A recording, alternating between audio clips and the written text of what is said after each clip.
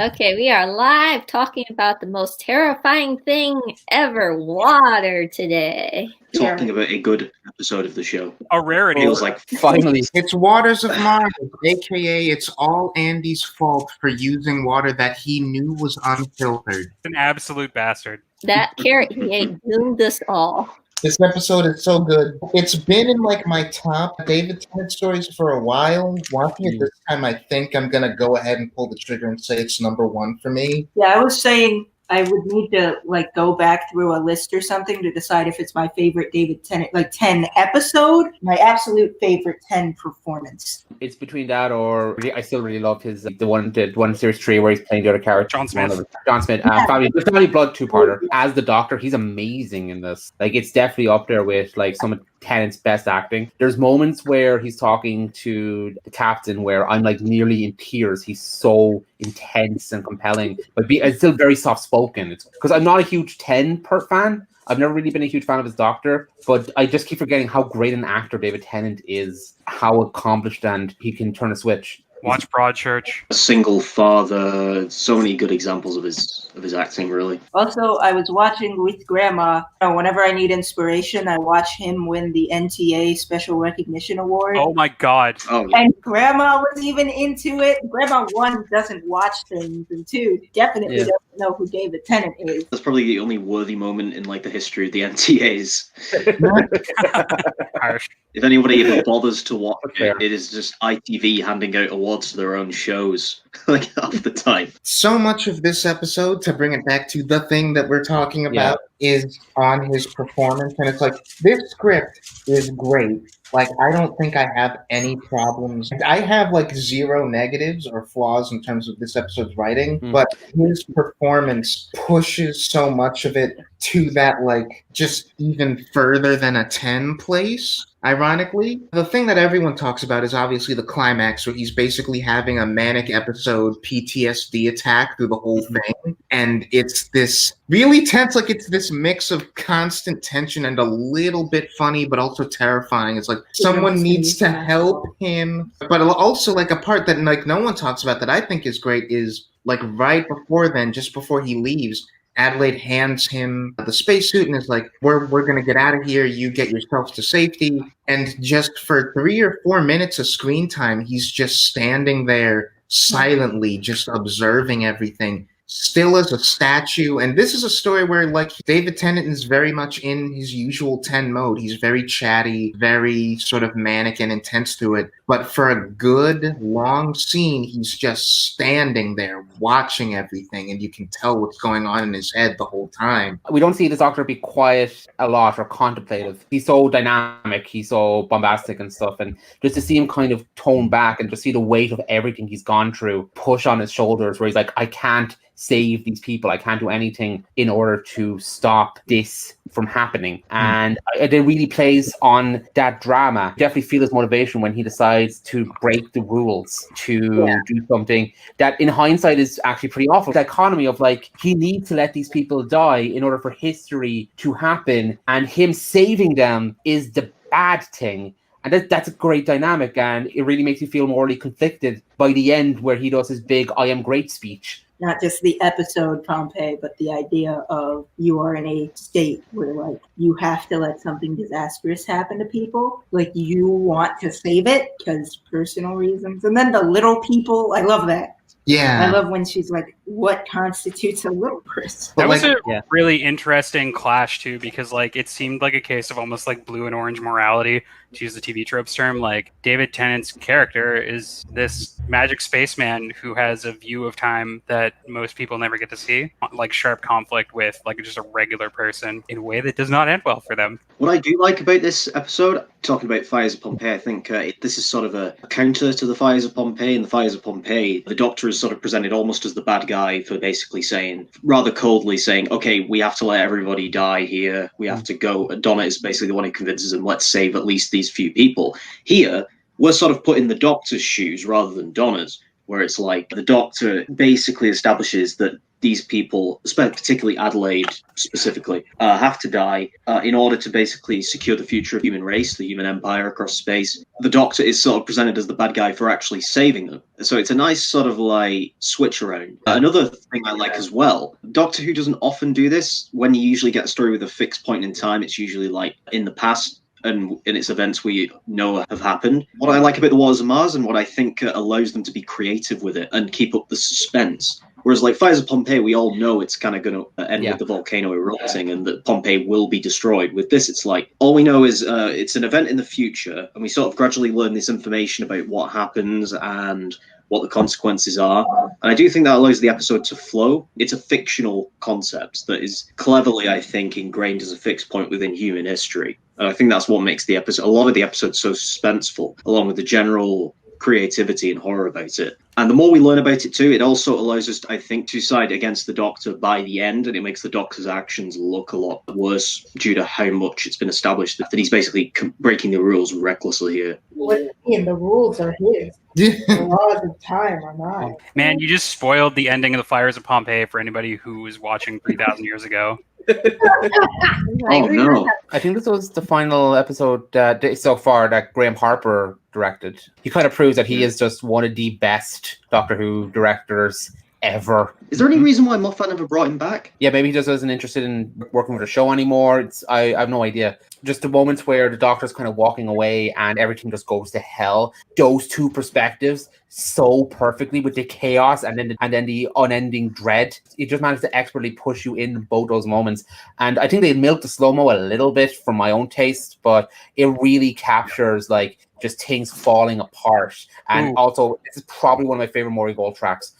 The music is amazing in this episode. It's so moving. Two things that I think stand out about Harper's direction. First is when the Doctor first meets the crew of the Mars base. Whenever he says the name, it just pops up the screen saying "died 2059." That part was good. I found that it got a little heavy-handed with like the flashbackery near the end, where they were like, "Hey, here's this line that Adelaide said literally 5 seconds ago, just in case you forgot the point of the episode." The other moment was the first guy gets infected. He's pretty much standing in the background, and we're largely just focusing on talking while in the distant background he's getting transformed. That was very creepy. Yeah, they did that a second time too, from behind the glass barrier in the med bay. The second time someone got infected on screen, and it was very effective as like a horror movie trope. It was kind of ridiculous that 2 times the people with them were just like, "I'm going to talk and not turn my back." Because Eden brought that up the first time, which is like when Andy is like freaking out. She's like, well, if you were having that much of a physical reaction, like your feet would be shaking and she would hear that. But then he's on his knees. Yeah, like they made the very deliberate choice that he's on his knees when that happens, so he's not making any noise for her to hear. I feel like they should still be hearing like because there's like water coming out of their mouth. But like what I like about the one with her in the med bay behind the glass is that even before that happens, like before the transformation actually starts, like she's out of focus and it looks like her face is already messed up before it actually is. Yeah, she's got like bruises. Yeah.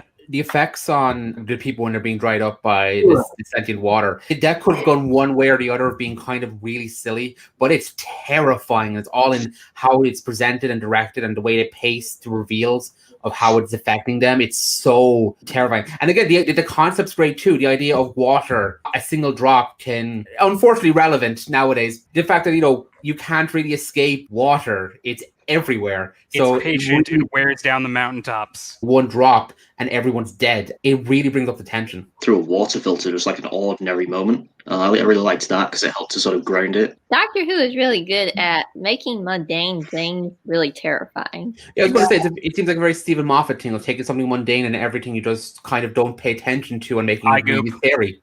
We need to talk about the direct ripoff of the infection scene from 28 Days Later, where one of the guys is walking and a single drop of water hits him in the face. Right. Because that is literally shot for shot the thing that happens in 28 Days Later. It worked perfectly here because, like, in 28 Days Later, for anybody who doesn't know, there's a scene where a guy's looking up and there's a zombie on a grate and a single drop of saliva falls out of his mouth and into this guy's eye. And yeah, it's disgusting, and it's also in slow motion.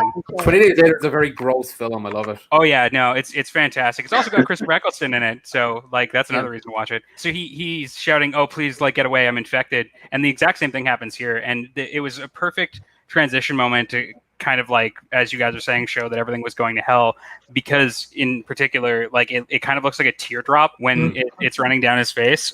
It was just the way that they framed it, and all of the facets of that shot were fantastic. And he was a character, like he was grumpy, but you can't help but love him. So when we get to that scene, it's just like really heartbreaking, because you know they're going to get picked off one by one by one until the end with Adelaide. That was another thing. Adelaide's character has so many moments that you don't get with like a typical companion in these stories. Like in her conversation with him, he never actually says, "I'm a time traveler from the future." It's all implied, and she picks up on it immediately, which you wouldn't think would happen with somebody that's in that situation. And it hasn't happened, to my knowledge, in past stories where they just implicitly know it's about time travel, and she picks it up. And that's one of the reasons why he's so endeared by her. And that was just a fantastic bit of character. Like there's so many good character moments in this story. It really feels like these guys exist outside of the story as separate people, because they have these little moments that you know imply something about their character that we aren't privy to. And it really makes them feel like they're real people that just happen to be like on camera for 60 minutes or however long this shot was. Like, I actually have two things to say in response to that, one of which is kind of transition us to talking about the flashback, so I'll do that one second. Firstly, is just that bit with the one drop landing.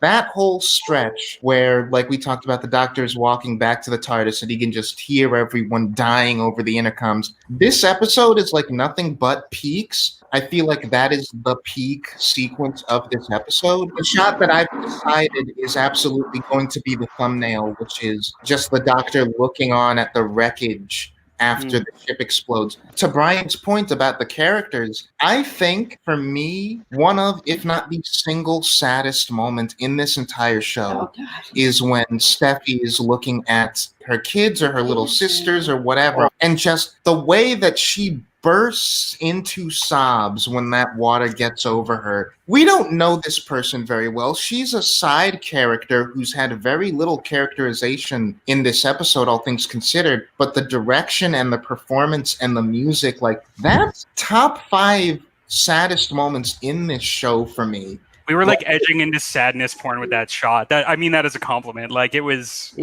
like you say, it was perfectly directed. And it hits me the same way today. I think it's one of the things I always compliment Russell T Davies on, is that his character work is so good that you really care about people you don't actually get a lot of time with, and don't get a lot of. He manages to capture that really human moment of these terrible things happening to them, and that's one of his best examples. Like, as Nick said, you don't know her very well, but when you see her crying in her family, it really hits so hard. It's so emotional. And like, the thing about the one drop thing is that, even homage to 28 Days Later aside, it's great that happens, because the doctor says one drop and it's a problem, but we need to see that happen because it makes it more real. Because it's part of the primal fear of just water, because like the doctor says, the problem is that it gets everywhere. Like, if someone like shoots you with a jet of water, like, if you're not trying to get hit by a single drop, that's nearly impossible. Yeah. Hated that special effect so much. Like, when it was just like shooting in a huge column out of their hands. It looks so fake. When they do it out of their mouths, it's genuinely creepy. Yes. When he was shooting it out of his hands, I couldn't help but think, like, there's like a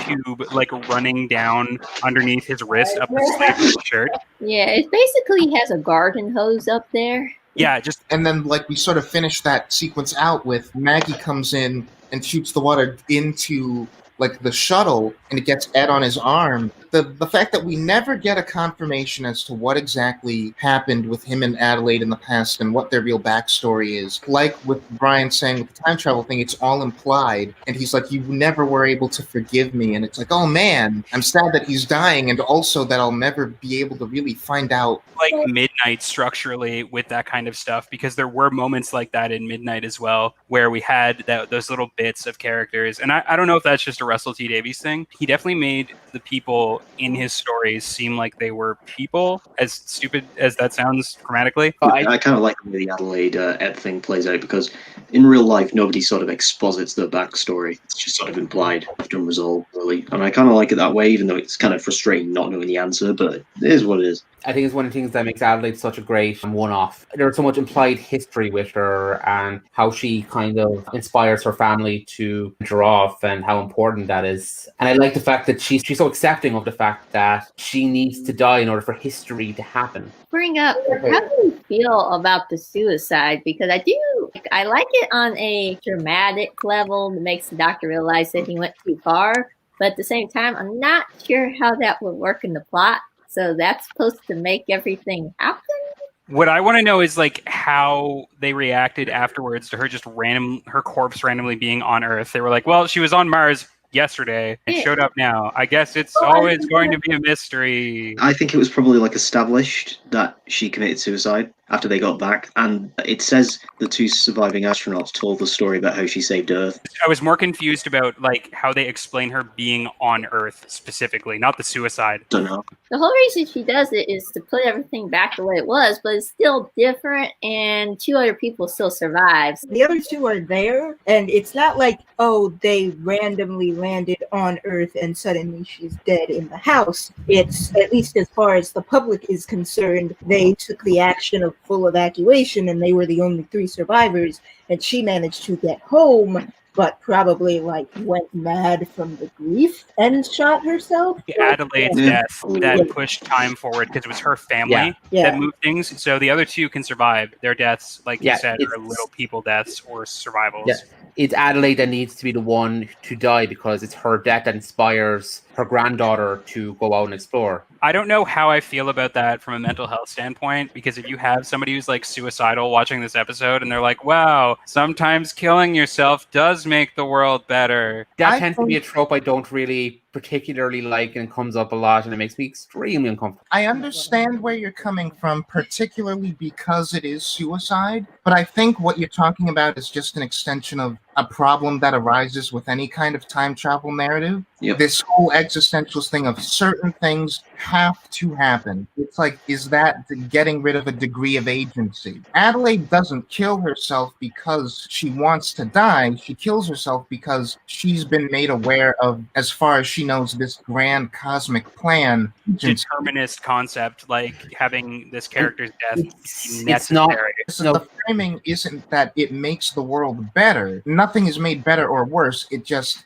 is something that has to happen. It makes the world itself. The one thing I will say is, like, it's not framed as a positive. It's framed as a consequence of the Doctor being arrogant. It depends, I think, on how the person watching it is like reading that, I would think, because you could see the preservation of history within the narrative as being sort of an objective good. So when you have people that are looking at it like that, they're like, oh, well, she like served the greater good by doing this. I get your point, Brian, but that's a very myopic thing to think, because somebody who is in that mental health space is probably not going to be thinking of the deterministic ability of them dying to prevent time from changing. It's not the specific details of the episode that I think people get caught up in. It's the general feeling you would get after watching the episode, saying, oh, look, like there's some determinist parts of the universe and some like lives and deaths are like fated to happen a certain way. It gets you into this kind of negative mindset where you're like, oh, well, like what if how I'm feeling is like the way the universe wants me to feel, and what if I'm supposed to be doing this? Like that kind of stuff. The general kind of determinism concept of it, rather than the specific like I need to kill myself so that the timeline is preserved kind of shenanigans. I'm sure the Doctor Who forums were around back then. Russell T Davies literally kills people by encouraging suicide. Hashtag cancel Russell T. Doctor Who has been ruined forever for the very first time. Worst Doctor Who episode ever. Most Yeah, hashtag problematic Doctor Who episode. We want to go back to the scene that I didn't finish talking about, which was in the shuttle when Ed gets hit on the arm. And like the way that he like gives his last little see you later, and you can see that his eyes have got like White rings, yeah. And it's like, God, it's like the last bit of his self-control and cognizance was used to blow himself up, and it's I like that Adelaide, her little character arc, really two little character arcs in a way, because it was like her immediate reaction to like picking up that the Doctor is a time traveler and knows all of this and he uses the Pompeii allegory is still save us. We should be able to save us. Then by the end, once she realizes like not only what expense that came at, but like the character that he handles it with, which is like extreme arrogance, she's like, no, this was a mistake. Like she has to take a while to come to terms with the fact that like her death is a necessity. If I could just jump in here, we'll actually end up talking about this later with Torchwood, but both Stephen Moffat and Russell T Davies went on the record as saying that the Pompeii, even that saving of an inconsequential person, has consequences in the later narrative. It's kind of tangentially related, but it'll be more when we finish talking about Children of Earth. I don't want to spoil anything, but I just want to note for now that we'll be talking about it more later. I just want to give a shout out to Lindsay Duncan. She's one of the great that person actor, and she is fantastic in this part. She is in the first episode of Black Mirror. She did voice work for Phantom Menace, and she was in Tim Burton's Alice in Wonderland. She's in Sherlock too, I think. Hold the Wonderland credit against her. No, she's great. I just wanted to give her a shout out. Like, she's one of the best guest roles, and I distinctly remember that final scene with her. Like, I haven't seen this episode in years, and I just remember every beat that moment has. I think she lays into him at the end, like, very chilling. This is something that I wanted to bring up like 20 minutes ago before I forgot, before I'll transition us to talking about the Dalek bit. In that bit where the Doctor is just standing there watching everything, Adelaide very quickly goes from, I know what day this is the day that we all escape, to not so sure about that, locking him into escape pod before he can get out and like interrogating him. And that entire transition happens in the space of like one look. The Doctor and her like exchange glances as he turns to head out, and suddenly she's like, oh, maybe I'm wrong. I have to like actually see what's up. That's the kind of thing that it never stuck out to me before, but it's that thing that you always sort of like pick up on in the back of your head, because if you weren't paying attention, you could just be like, oh, well, why does she go from so confident that they're going to escape to like needing answers so bad? And it's like she can see in his face that something is up more than he's letting on. And also the conversation, like where we eventually get to the backstory with the Dalek, I like that again with all the implication. He starts under the pretense of like, it's just a theory. What do I know? He's trying to still cover his bases. But just over the course of that talk between the two of them, he can't help himself. And like that's a microcosm of his whole arc in the episode. Right. Like he's starting out as kind of like an objective observer, and he's like as minimal of a presence as possible, and then I'm going to get the heck out. But he can't help himself. And so when he's talking to her, he's like, what if theoretically there was a fixed point in time where something had to happen, and she just keeps asking him questions, and he's like, okay, but imagine that this happens, and imagine that this happens, and he just gives away the entire future of her family because he just can't stop. I think it's important to mention as well during that conversation that she says, why are you telling me this? And he says, as consolation, because I think in his head he's justifying it as, well, this person's going to die anyway. What will them having knowledge of the future really do if they can't use it? He's still trying to justify himself at that point, like, I'm not changing the future. And then it eventually leans into the whole Time Lord Victorious thing at the end. He doesn't straight jump from like, I'm not going to interfere to mwahaha, I am God. I sort of kind of joked about it earlier, but like I think it's important to really consider that this isn't just like a typical character arc thing, and it's not just a typical Ten's ego thing. Yeah. He is legitimately having a PTSD moment. Like when that rocket explodes and he's looking out at all the carnage and he's just hearing himself talking about the Time Lords, like you can see on David Tennant's face, he's kind of not really there anymore. Especially now that we have imagery of what burning Gallifrey looks like.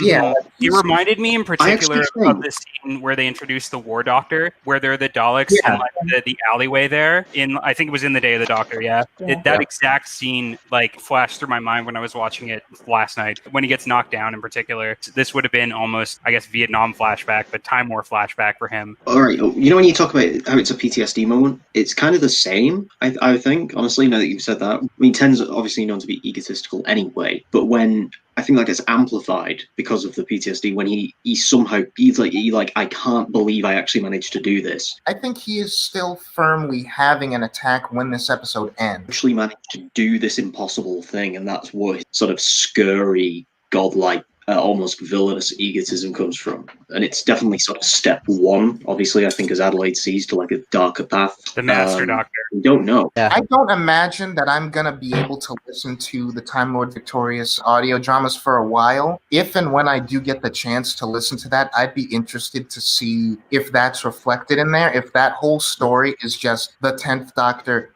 having a like shell-shocked, not even in his right mind moment for the whole story. Because I think from the moment that Edward blows that ship up to the moment that the credits roll, he's just in panic attack mode and never stops. Yeah. And then in the end of time, he makes a parking joke. The end of time that like a significant amount of time is implied to have passed between the two. Yeah, the Day of the Doctor actually takes place in between this and the end of time. So he's sort of on his like farewell tour, trying to forget. I actually do think he's sort of compensating. He's trying to like forget about the events of this episode and sort of move on. On that note, it's just interesting to think about because, and this has been in like discussions that Lucy and I have had, where I think the memory of the 10th Doctor's character is that series 4 ends and then the specials are like a gradual creep towards sort of like him losing his mind. That's not really what happened. Like, I think the loss of Donna like hurt him a lot, but the 10th Doctor in Planet of the Dead and the Next Doctor feels like the same person that he was across like series 2 through 4, whereas in this episode it's like a hard switch. And he is a different man by the end of this story. And the end of time is like dealing with who that person is. I think there's something to be said for cumulative trauma when it comes to that kind of stuff, because this wasn't like a single step for him to get to the Time Lord Victoria stage, as I was saying before. It's all these things like him losing Donna and Rose and all the other crap. I don't think it's just like him losing Donna. It's something that you see come up every now and again, with the way he gets Prime Minister fired. Dr. Cheeky looks tired. At that moment in A Runaway Bride where he murders babies. You see this side of him pop up a lot, that, you know, behind the cheery fun, there's a very broken man who's trying to get away from the trauma that keeps on catching up with him and making him do incredibly harsh and dangerous things. And it culminates to a point where he thinks he can play God with time and make it his own. And then time just tells him, nah, lad, you got to go back in the box there. He fought time and time won. It's this weird oxymoronic parallel that I think Rob was bringing up, that was like, he has this PTSD attack where he's remembering Gallifrey, and he's like, I singularly was able to do this like horribly destructive thing with all of my power, so why would I not be able to do at least what he views as a good thing, a huge good thing with all of this power? Especially like the I am the Time Lord Victorious. I took that as, I am not only just like the last singular Time Lord, I am now the amalgamation of everything the Time Lords ever were and ever will be. I now have the power of all the Time Lords. I'm going to make a Buffy reference, actually, which might be a first for our discussions, but it kind of reminded me of season 7, where they were like, into every generation a Slayer is born, because some random guy said so, like 10,000 years ago. And it's the exact same with this. He's like, the rules of time are like absolute because the Time Lord said that they were. Oh, wait a second. And then that's like the moment where he flips. And I actually really like that, because he only has a frame of reference because he grew up with the Time Lords. The Time Lords are the ones who told him this. And when he tried to go against it, he was wrong. He can't break the laws of time. In this story, the show breaks the laws of time consistently when they want to. Where are the Reapers, Dan? Where are the Reapers? Within the context of this story, he tries to fight against the laws of time that his people taught him. And the laws of time are actually like, you know, you can't actually do this, so screw you. You're an organism, and you will not fight us that easily. Talking about the laws of time brings us to, finally, the backstory that we get for Adelaide in the Dalek cameo. And what Eden asked me, which is, I think, a question that a lot of people are going to have, or have had for years now, which is, the cracks in time, we presume, erased the stolen Earth and the Dalek invasion. Would that have then retroactively erased the events of this episode? And I don't think so, for two reasons. One of which is the Doctor says, like, maybe the reason the Dalek spared you was that it knew you were a fixed point. Like, the Dalek recognized you as someone who had to die in a very specific way, and so it just dipped. In a weird sense, even though the Dalek is what inspired Adelaide to go to space, she would have ended up here regardless. And that's another one of those determinism things. That's rather introspective from a Dalek. Yeah, or not even introspective, it's just the Dalek's instinct to kill is overridden by its understanding that some things have to happen a specific way. Assume that given how much experience the Daleks have had around the time race. This thing that adds to the fatalism of in the end, everyone in this story is just Time's puppet, because Adelaide, as an individual person capable of making her own choices, was inspired by the Dalek. And that's how it happened in this series of events. Ten directly addresses the determinism too, because he says, what if by involving myself in this, I make it happen? And that is what happens at the end of the story, just cut and dry. Specific words convince her to commit suicide. Yeah, Adelaide was directly inspired by meeting this alien creature. And now, in the series of events that we are currently living in with this show, there's no way that could have happened. But Adelaide absolutely did still end up on Mars and did still die. Yeah. That's her destiny. Time compensated for her not going in the original way. We like to think that we shape the fabric of time by making choices, but this episode says that's not what happens. Your choices are just a little byproduct of what time has decided is going to happen. Our next podcast is going to be a philosophy lecture, just for anybody listening. I'm still stuck on the whole Daleks. Hold on. We need to consider the quantum deterministic value of exterminating this person. Do not exterminate. And another testament to just how well written this episode is that it never occurred to me, and Eden and I were talking about this, this is such a great, perfect, sensible backstory for this character and such a great moment and great conversation. It never occurred to me until this viewing that probably the practical reason for that is that this is our contractual yearly Dalek camp. Yeah, I thought the same. And they still made it work perfectly. Lucy's been dead silent for 20 minutes. I'm waiting for her to start convulsing and turn into a water monster. This is my thing, is I don't have that much to say about the episode besides I really like it. It's really good. I don't have any problems with the episode itself. I still not into the whole Tim basically says, I'm God, blah, blah, blah. And then the very next episode, they just drop the whole thing. I don't care how long it's been. I just feel like that needs to be addressed on screen. None of that is in this episode, so I don't have anything negative to say about this episode. All I have is everything's really good. The performance is really good. Ten's really good in this. It's really sad and dark, and the creatures are scary. I will say I was kind of jarred because there were 2 points where I kept laughing, which was one where they were writing gadget. That one was obviously a joke. The single funniest action gag in the entire series. That one is supposed to be funny. But then Nick pointed out to me that it might just because of the rise of meme culture that the act of zooming in on a person's face is kind of inherently funny now. Yeah. Not a YouTube. It's very 2010 YouTube humor of zooming into somebody for comedic effect. Whoa. Yeah, there were 2 conversations happening. I wanted to bring this up when Dan talked about the direction, because it's I even got me onto thinking it's so weird that now I'm thinking that meme culture has created this whole other visual language. I don't know if it's me being of a certain age and being so inundated with memes, I'm incapable of just objectively taking zoom-ins. Now zoom-ins are always funny. They keep cutting between the zoom in and this shot of the other guy, things on his hands going, blah, blah, blah. I remember a specific thing, in the scene that I keep talking about where he's just standing there looking at everything silently. There's a zoom in to one of the blinking lights, and I'm the kind of thing that you do in a joke where it's a montage of silly stuff happening. Zoom in to a static object. It's a very 2010s kind of YouTube humor of the zoom cut for a comedic effect. Also, I love that the Doctor can magically make something go faster with his magic wand now. And make it shoot fire. Let's not forget that. Well, you can change sunglasses too, apparently now. Yeah, sunglasses. Oh God. The last line Adelaide says to him is, "There's nothing you can't do." He says, "Not Yeah. anymore." What Lucy said a while back about them not bringing this up again, I think there's a line that references a bit in the End of Time when he's talking to Wilf, and that's pretty much it. Well, we'll complain about that when we get to the End of Time. One more thing about the Dalek, which I think what I heard was that they were supposed to be in the End of Time, so I do think this was a contract thing, but Stephen Moffat wanted to use them for Victory of the Daleks, and he didn't want them so close together, so they let him do it. And it just gave him a cameo for this year.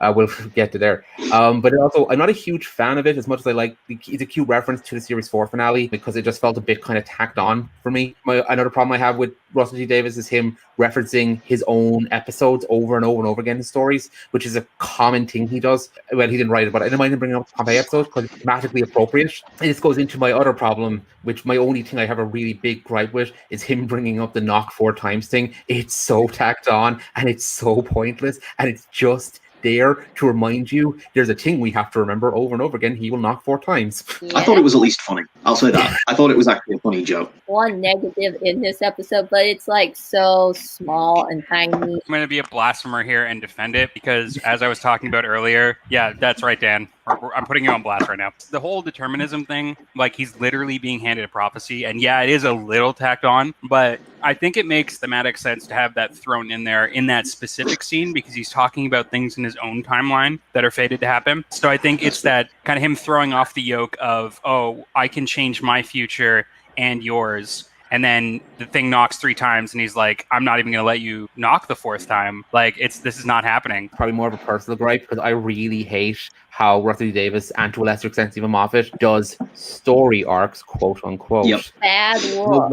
I'm aware it's a recurring complaint I have, but it bothers me a lot. Bad wolf. A particular thing that I hated about this episode, and You had a thing that you hated about this episode? yes, No? everything is great except for this one thing, and it's the ending is way too abrupt for me. He goes in, saves everybody, they go to Earth, bang, credits. Oh God, I've made a huge mistake. I did sort of say something similar earlier. I was like, the ending with the 2 astronauts saying we saved Earth, like, oh, it's way too vague, way too quick, and it's like, well, what? Well, it's not happened? even just that. I'm talking about his like character arc in the episode. It's like I can't change the future. I can't change the future. Yes, I can. Oh God, I can't. The end. Under a literal panic attack? And Yeah, see, panic that's- attacks are that abrupt. I have no problem with like the presentation of panic attacks. It's as a viewer when I watch that, I'm like, I would have liked Time Lord Victorious for at least half of this episode. It's like when I stopped watching Supernatural. I hate to bring this up here, but it was because I had a better idea for what was going to happen with the character than the writers did. They turn one of the characters into a demon, and I'm like, you could have him be the villain of the entire next season and have them turn him back at the end. And they didn't do that. Like 4 episodes in, they bitched out and turned back to normal. That's exactly what happened here. They didn't know how to write David Tennant for longer than that 5-second gap as this evil version of himself.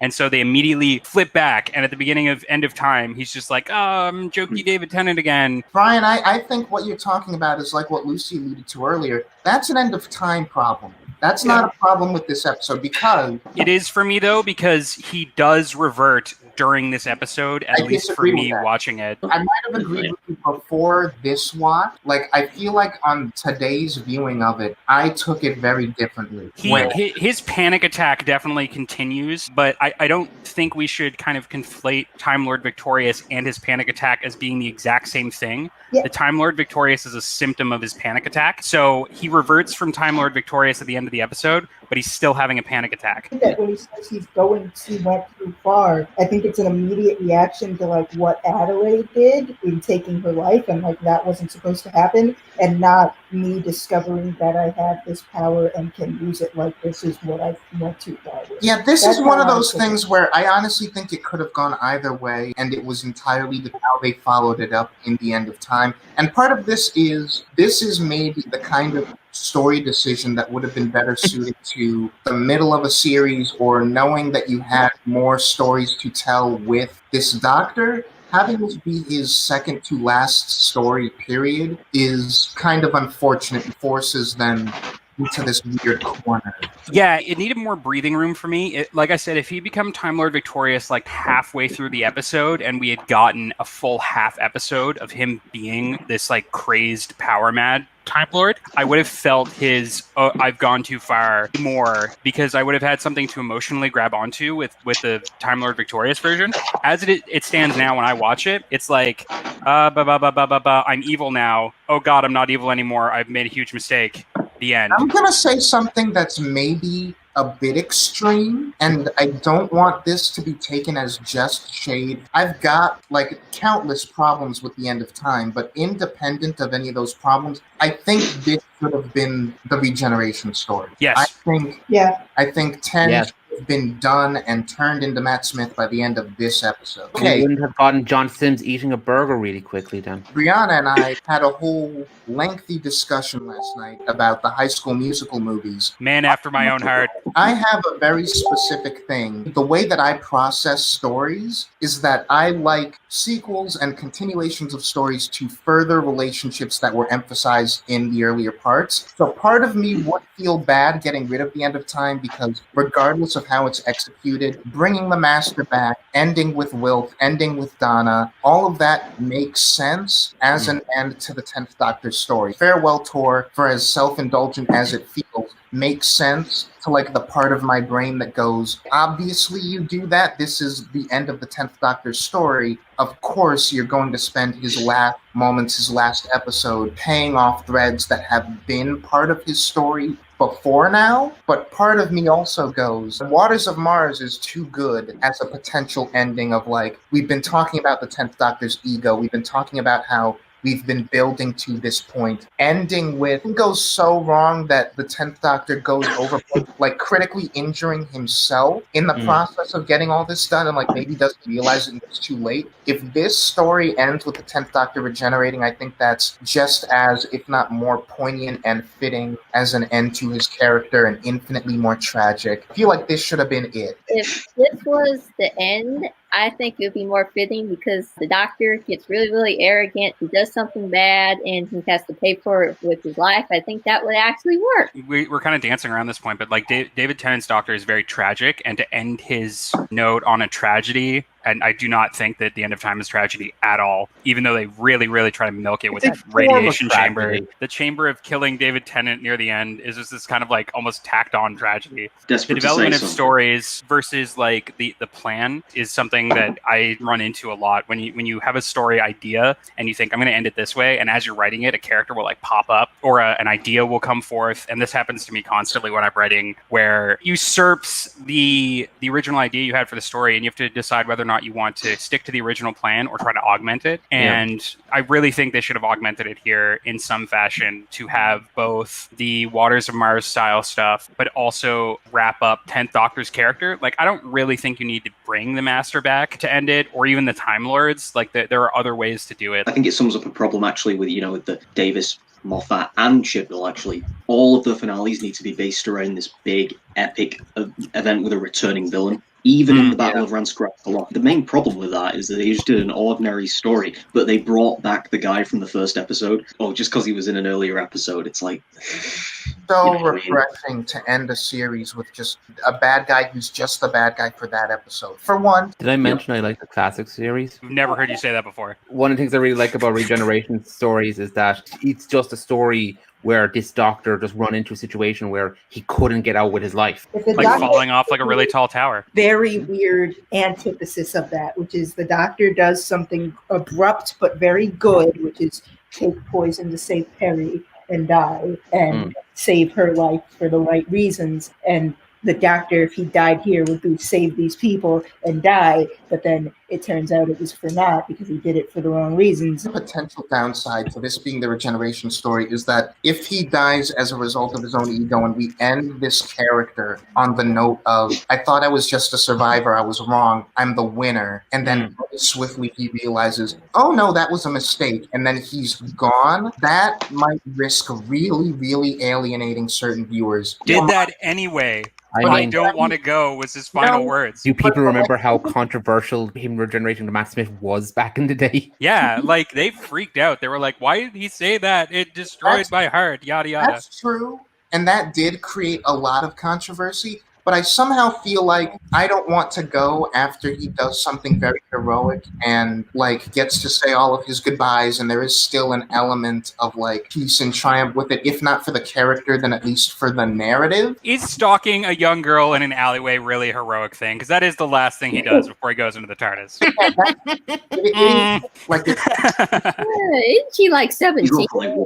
No, she's 18. Barely legal. But joking aside, like that is part of the peacefulness to it. Is it all comes full circle. He doesn't want to go. He's going anyway. At least he got to go with that closure. That I think softens the blow. Like it might not soften it a lot, but it softens it more than this character almost, maybe even debatably did step over the line into becoming a complete crazy person. His last moments realize that's what happened, and then he dies. We have a version of the Doctor that is that all the time. So I feel like if we had one that stepped over the bounds and then died, that would be really good foreshadowing for like the Valiard. I kind of want that because I know it's a family show, but I think that would give it an emotional edge if you do have this character just ending on a tragedy. Him being a version of the Doctor is so confusing and badly explained. I don't think it really works. Plus, he's only in one story. It's a great episode, but also it's fitting that if he had regenerated here, I mean, it still fits the, I realize, like, this is it. He sees the Ood. He's like, this is the end. But even the soundtrack is